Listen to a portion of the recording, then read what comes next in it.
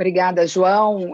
Me permita, em seu nome, cumprimentar toda a equipe técnica do Tribunal de Contas e colaboradores do Tribunal de Contas do Estado de Mato Grosso do Sul, em nome do nosso presidente do tribunal, doutor Irã, e do conselheiro Ronaldo Chadid, cumprimentar os demais membros, dizer que é um prazer, muito obrigada pelo convite. Eu sei que o tempo é muito curto, são apenas 5 minutos. Eu gostaria de não ter ouvido o doutor Conte nessa belíssima exposição técnica do projeto, para não ter que, aqui, rapidamente, ter que fazer uma defesa do Congresso Nacional nesse aspecto, não em relação ao mérito, porque o professor é nosso professor de todos nós em relação ao direito financeiro, e nem teria capacidade, condições de debater em relação ao mérito, essa questão.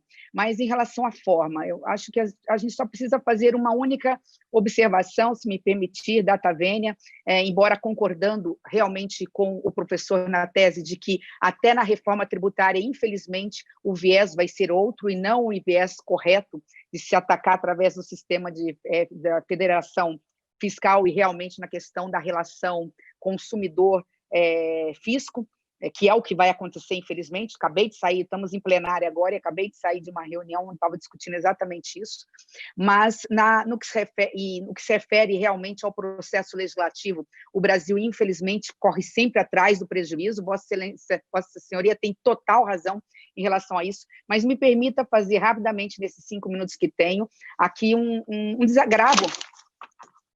Desculpa, o tripé caiu aqui. Um desagravo em relação ao papel do Congresso Nacional. Eu acho que esse não é o momento normal da nossa vida. Todos nós fomos acometidos por uma situação que não esperávamos em relação a essa pandemia, o Covid-19. Para se ter uma ideia, nós estamos trabalhando no modo virtual, né? Um Congresso Nacional que tem 600 membros, tendo que discutir questões que interferem na vida das pessoas, abrindo mão daquilo que é mais caro, que é o debate, o diálogo dos diferentes. Então, nesse aspecto, nós realmente estamos sendo muito prejudicados, mas, de qualquer forma, eu acho que o Congresso Nacional, há muito tempo, não dava uma demonstração tão grande de unidade a favor do país.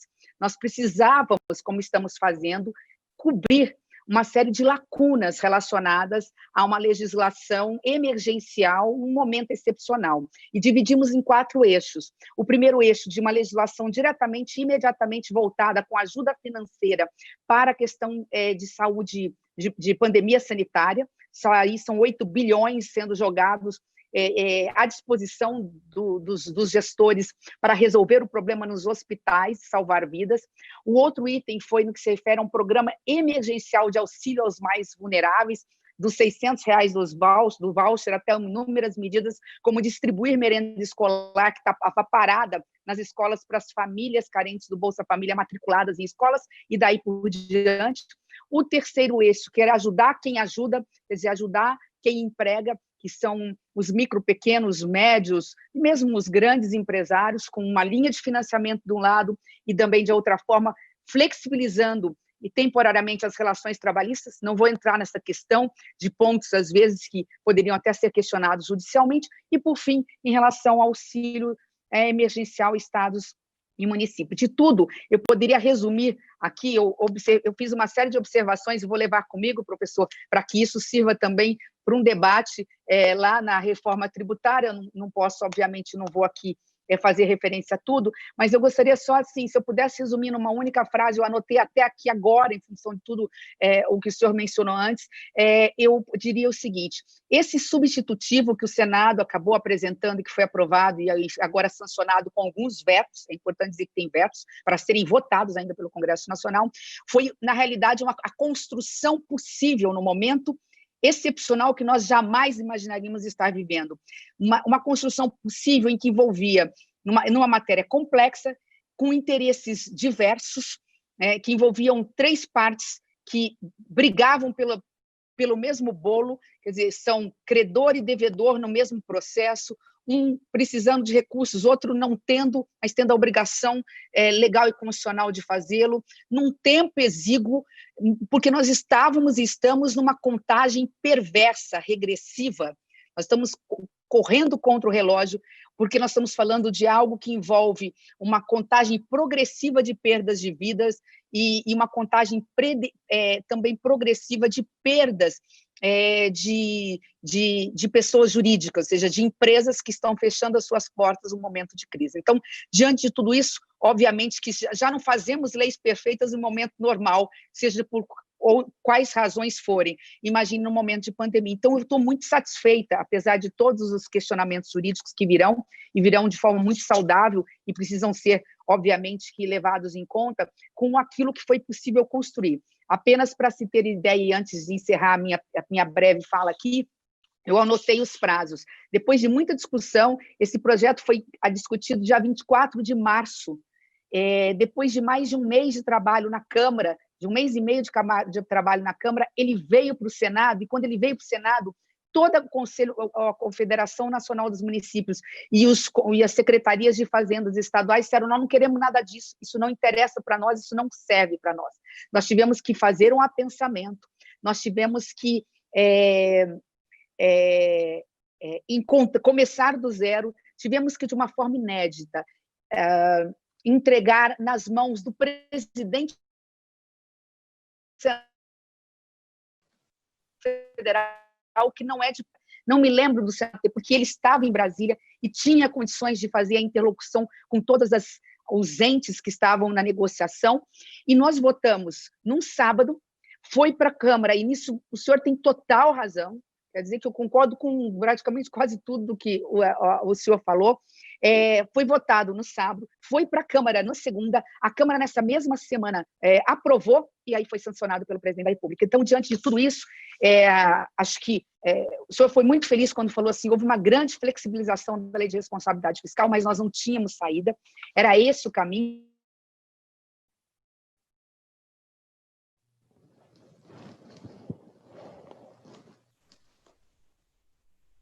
Perdemos um pouquinho contato com a senadora. Senadora, a senhora nos ouve?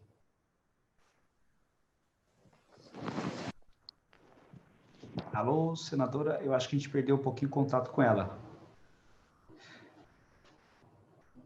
Bom, senadora, se a senhora estiver nos ouvindo, eu vou fazer o seguinte, então, o professor Conte sinaliza para mim aqui, se a senadora voltar aqui, por favor, senadora, a senhora sinaliza para nós, por favor. Eu não sei se é só meu áudio, mas acho que a gente perdeu o contato com ela, né? Bom, o professor Conte me sinaliza aqui, eu gostaria então de voltar um pouquinho para o professor Conte, e aí a gente volta com a senadora assim que ela estabelecer a conexão, tá ok, professor? Perfeitamente. É uma pena porque eu gostaria de falar agora para elogiar a senadora e ela não vai ouvir. Mas o elogio que eu gostaria de fazer à senadora é pelo seu trabalho. A gente acompanha um pouco o trabalho que é feito pelo Senado e tem alguns senadores que se destacam mais que os outros. Então, eu posso falar isso com bastante conhecimento de causa, porque eu tenho visto os trabalhos da senadora Simone Tebet e realmente é uma destacada senadora em termos de competência técnica de conhecer os assuntos. Pelo menos ouvi uma parte. E estava fazendo os elogios, senador, aqui, dizendo que a sua competência técnica se destaca aí no Senado. E com relação ao fato de haver essas falhas na lei, como eu disse, elas decorrem da rapidez em que foi feita. Então, pelo resultado, eu diria que uma lei como essa, da forma, nas condições e no tempo em que foi feito, ela merece muito mais elogios do que críticas, né? Então, analisada as circunstâncias em que foi feito, está bom até demais, vamos dizer assim. Então, eu só ia ressaltar aqui que nem precisava fazer essa justificativa, porque eu sou a primeira pessoa a reconhecer que, se consideradas as circunstâncias em que foi feito, eu achei que ficou... É muito difícil ficar melhor do que ficou, né? Mas uma pena é ter que fazer as coisas nessas circunstâncias, que é o que está ocorrendo em todo momento. Esse que é o problema. É verdade. Professora, a minha admiração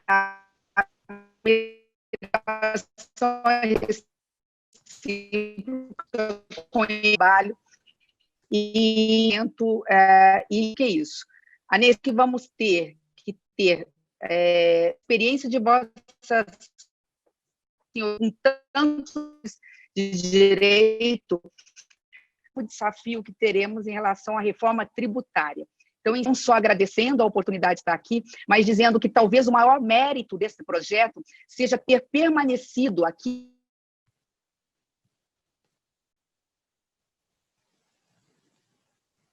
Eu acho que caiu de novo a senadora. Nós temos um problema com a conexão dela. A senadora voltou. Eu vou encerrar porque eu estou com um problema de conexão aqui, mas eu estava dizendo para o professor que nós vamos precisar dele e de tantos mestres no maior desafio que teremos pela frente agora, que é a questão da reforma tributária. Então, assim, eu acho que o maior mérito dessa lei que nós aprovamos é ter permanecido muito presente a atuação e a fiscalização dos órgãos de controle, como o Tribunal de Contas, em relação à prestação de contas que municípios e estados terão que ter em relação a essa lei. Eu acho que não dá mais para falar, meu tempo já se esgotou e eu não quero monopolizar aqui, até porque meu sinal realmente está muito ruim, e eu agradeço imensamente, João, a oportunidade.